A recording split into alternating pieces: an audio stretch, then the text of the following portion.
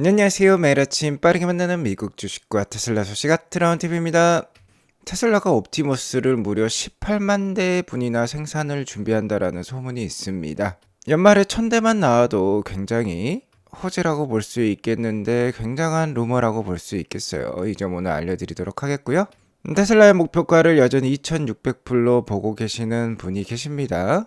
이분이 누구인지도 알려드리도록 할게요. 오늘도 인사이트 가득한 소식들이 많으니까 시청하시기 앞서 구독과 좋아요 알람 설정 꼭 눌러주시기 바라겠습니다.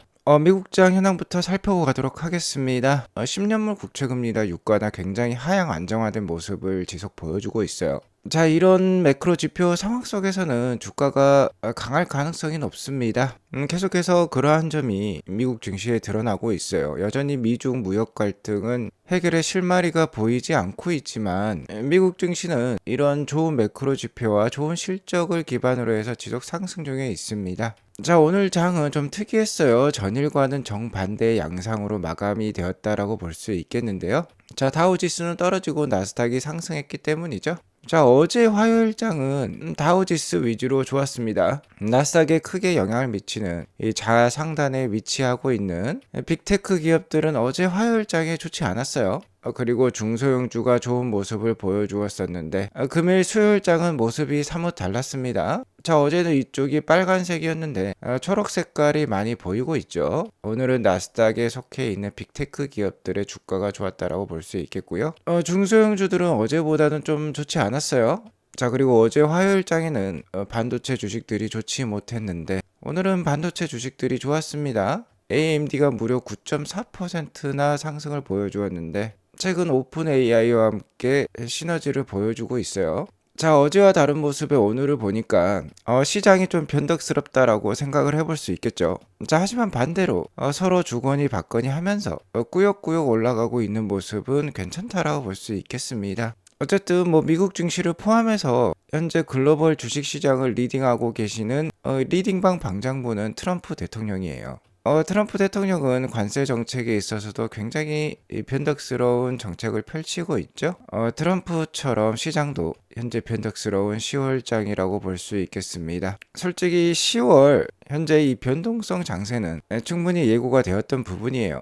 지난 4월 초순까지 이렇게 급락을 보여줬던 미국 증시는 나스닥 기술주 위주로 해서 이렇게 큰 V자 반등을 보여주었습니다. 약 한 6개월 정도 지금 상승을 보여주었기 때문에 언제든지 쉬어갈 수 있는 구간인데요. 지난 9월달 증시 역시 많은 전문가들이 쉬어갈 수 있다라고 했는데 쉬지 않았어요. 그렇기 때문에 다시 한번 미중 갈등이 점화가 되고 있는 10월 달은 증시가 약할 수도 있겠다라고 여겨볼 수 있는 점이 되겠습니다. 자, 어쨌든 이 두 정상 간의 갈등이 격화가 되면 트럼프 대통령이 예고했던 중국의 100% 추가 관세 정말 다음 달부터 부과가 될 수 있는 것이죠. 자, 이렇게 되면 지난 3, 4월 달처럼 크게 쉬어가는 모습이 나올 수도 있는 게 사실이라고 볼 수 있어요. 최근 그 갈등의 불똥이 우리나라 기업에까지 지금 번진 상황인데요. 어쨌든 그 100% 추가 관세 예고로 인해서 지난주 금요일자 이렇게 장대 음봉이 발생을 했고 현재 미국 증시 즉 나스닥 증시는 이 장대 음봉 속에 갇혀 있다라고 볼 수 있겠죠.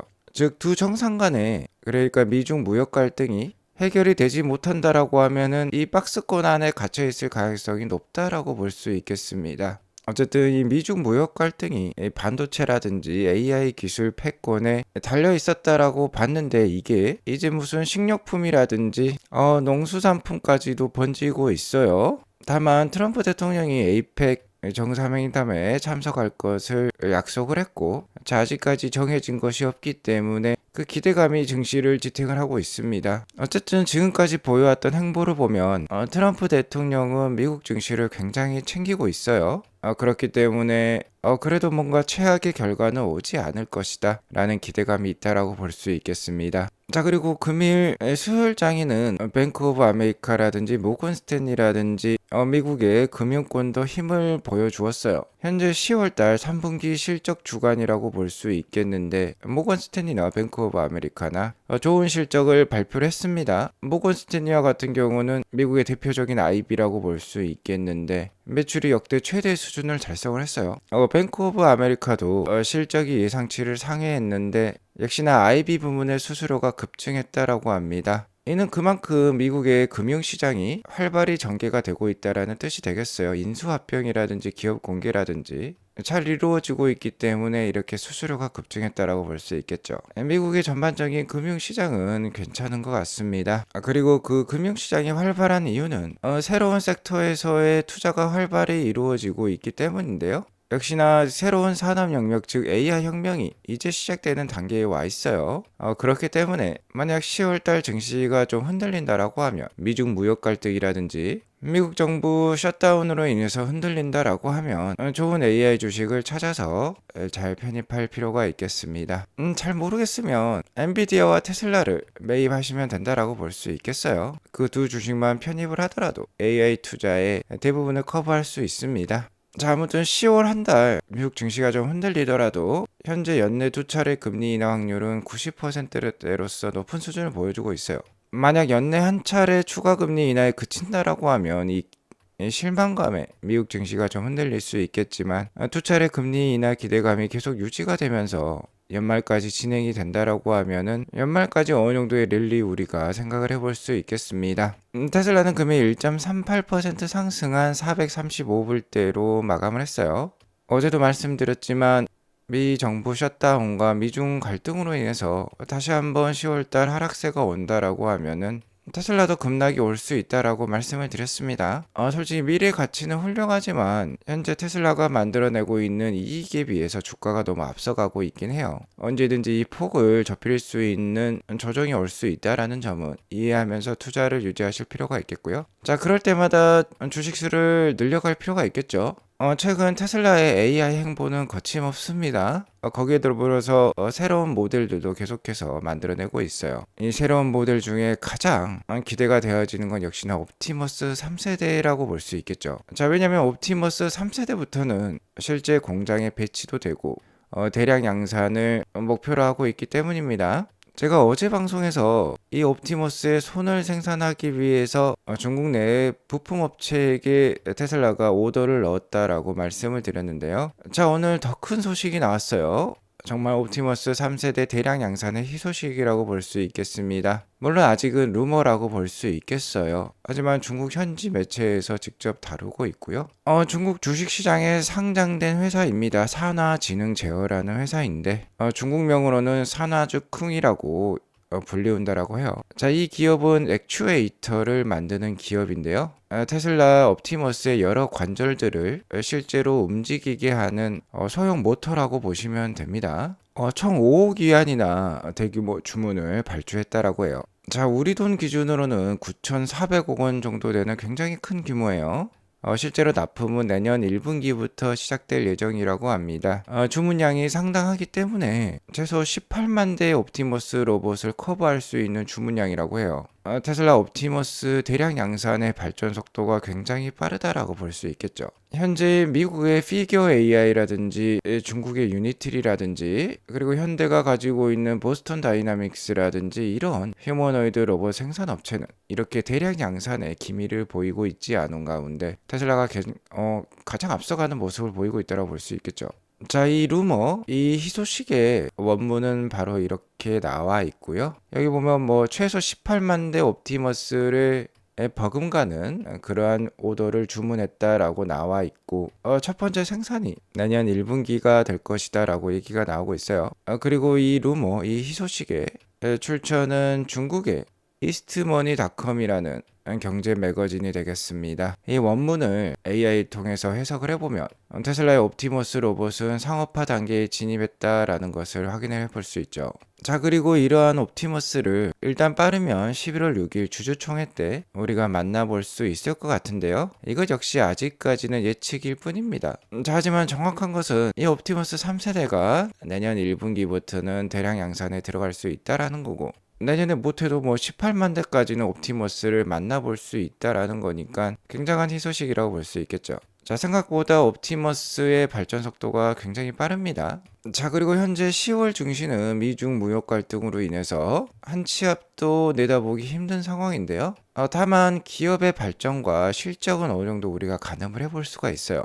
테슬라의 3분기 실적은 10월 23일에 한국 시간 발표가 될 예정인데요. 뭐 어느 정도 정확한 일정이 나왔습니다. 미국 시간으로는 10월 22일이 되겠는데 한국 시간으로는요. 10월 23일 새벽 약 한 5시 정도에 일단은 어닝 레포트가 나오고 새벽 6시 30분부터 어닝콜이 시작이 될 것 같아요. 미 연방정부 셧다운으로 인해서 9월분 미국 고용보고서는 발표가 되지 않았고 CPI 지수마저 원래 어제 발표가 되었어야 되는데 이게 24일로 밀린 상황이에요. PPI 지수도 아마 같이 밀릴 것으로 예상이 되는데 테슬라의 3분기 실적은 제대로 나오겠죠. 자, 일단 작년에도 테슬라는 10월 23일경에 3분기 실적을 발표를 했었고요. 이때 주당 순이익 서프라이즈가 나오면서 주가가 무려 19.5%나 다음날 상승을 보여주었습니다. 이번 3분기 작년의 주가 상승을 재현을 할 수 있을까요? 자, 일단 이렇게 실적을 잘 발표를 하더라도 주가가 떨어지는 경우가 있었어요. 자, 하지만 최근에는 어닝콜 이후 일론 머스크가 좋은 발언을 많이 해주었었어요. 그래서 주가가 좋을 때가 꽤 많았었는데 일단 실적 예상을 해보면 주가가 좋을 가능성이 높아 보입니다. 작년 3분기 실적이 좋았다라고 말씀을 드렸죠. 작년 3분기에는 주당 순이익이 0.72불이 나왔고 매출액도 25빌리언 정도가 나왔는데요. 현재 예측치는 현재 컨센서스는 주당 순이익 0.525불, 매출액이 26빌리언 정도인데 제 생각은 이를 충분히 뛰어넘을 수 있다. 큰 비중으로 비트를 기록할 가능성도 높아 보여요. 일단 작년에 차량 인도량과 이 에너지 ESS 메가팩 실적을 비교했을 때 올해 3분기가 전년 대비 굉장히 괄목할 만한 성장이 있었습니다. 차량 인도량도 무려 34,000대나 증가를 보여주었고요. ESS 메가팩 실적이 굉장히 크게 증가했어요. 81%, 무려 5.6기가와트시나 증가를 보여주었습니다. 그렇기 때문에 작년 매출액과 EPS를 뛰어넘을 가능성이 굉장히 커요. 특히 ESS 메가팩 실적이 전년 대비 81%나 증가를 보여주었는데 ESS 메가팩 영업이익률이 25%를 상회하고 있습니다. 그렇기 때문에 당연히 매출액은 26빌리언을 넘어갈 거고 주당 순이익도 굉장히 크게 나올 가능성도 높아요. 그렇기 때문에 3분기 실적 충분히 비트할 가능성이 높고 자, 그 이후로 약 1, 2주가 지난 다음에 테슬라 연내 주주총회가 있기 때문에 그 기대감으로 인해서 주가가 11월 6일까지 강할 가능성도 높아요.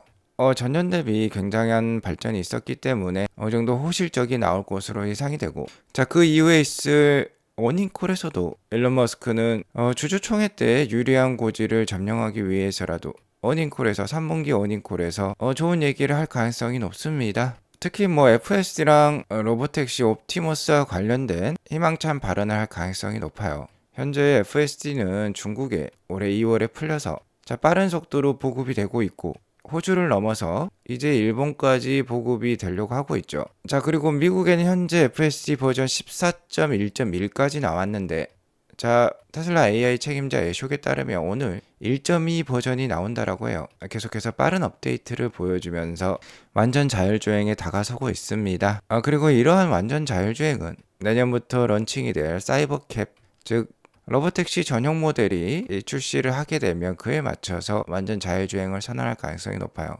이런 상황 속에서 캐시 우드 돈나무 누나가 다시 한번 강력한 전망을 하고 있습니다. AI가 세계 GDP를 무려 2배나 상승시킬 수 있다라고 해요. 자, 이러한 점은 어제 말씀드렸던 모건 스탠리의 애담 조나스의 얘기랑 비슷하다라고 볼 수 있겠죠. 애담 조나스는 2045년까지 새로운 피지컬 AI 경제가 무려 GDP를 110조 달러나 올릴 수 있다라고 전망을 하면서 즉 이것 역시 세계 GDP가 2배 이상 올라갈 수 있다라는 뜻이 되겠죠. 똑같은 전망을 캐시 우드 누나가 하고 있어요. 하지만 캐시 우드 누나는 더욱더 공격적입니다. 애담 조나스가 20년 후에나 가능할 것으로 얘기한 반면 캐시 우드 누나는 이게 10년밖에 걸리지 않을 거라고 해요. 현재 세계 GDP 성장률이 연간 3%라고 하면 이게 7% 이상으로 증가한다는 건데 GDP 성장률이 2배가 이르른다라는 뜻이 되겠죠. 자, 그리고 이러한 GDP 성장은 AI, 로보틱스, 블록체인, 에너지 저장 장치가 결합해서 만들어갈 거라고 하는데, 자, 이 네 가지 사업을 모두 하고 있는 게 테슬라죠. 피지컬 AI와 로보틱스에서는 세계 최고라고 볼 수 있겠고, 에너지 저장 장치 역시 세계 1등이라고 볼 수 있어요. 물론 블록체인 기술에는 적극적으로 참여하고 있지 않다라고 볼 수 있겠지만, 어쨌든 이 블록체인으로 만들어진 비트코인을 테슬라 역시 굉장히 많이 가지고 있습니다. 자, 이러한 AI 기술 발전으로 통해서 실제 인플레이션율이 0% 이하로 떨어질 것이라고 충격적인 예측을 하고 있어요. 인플레이션이 낮다라는 건 금리를 낮게 유지할 수 있는 조건이 되겠고, 그러면 자산 시장의 급등이 충분히 올 수 있죠. 그리고 그러한 자산 유동성은 AI와 로보틱스, 에너지 저장 장치 이런데 강력한 리더십을 보이는 회사로 몰릴 것입니다. 자, 그러니까 테슬라 투자 충분히 필요하다라고 볼 수 있겠고, 그렇기 때문에 테슬라 목표가를 2,600불까지도 보고 있어요. 자, 어쨌든 단기적으로도 테슬라 주가 괜찮을 가능성이 높아 보입니다. 자, 하지만 테슬라 투자는 단기적으로 보고 하는 것이 아니에요. 최소 2030년까지 보유를 하면서 어느 정도 의미 있는 자산을 만들어내는 것을 목표로 한다라고 보시면 되겠습니다. 오늘 이것으로 방송을 마치도록 하고요. 오늘 방송이 도움이 되었으면 구독과 좋아요 알람 설정 꼭 눌러주시기 바라겠습니다. 행복한 하루 보내시기 바라겠습니다. 감사합니다.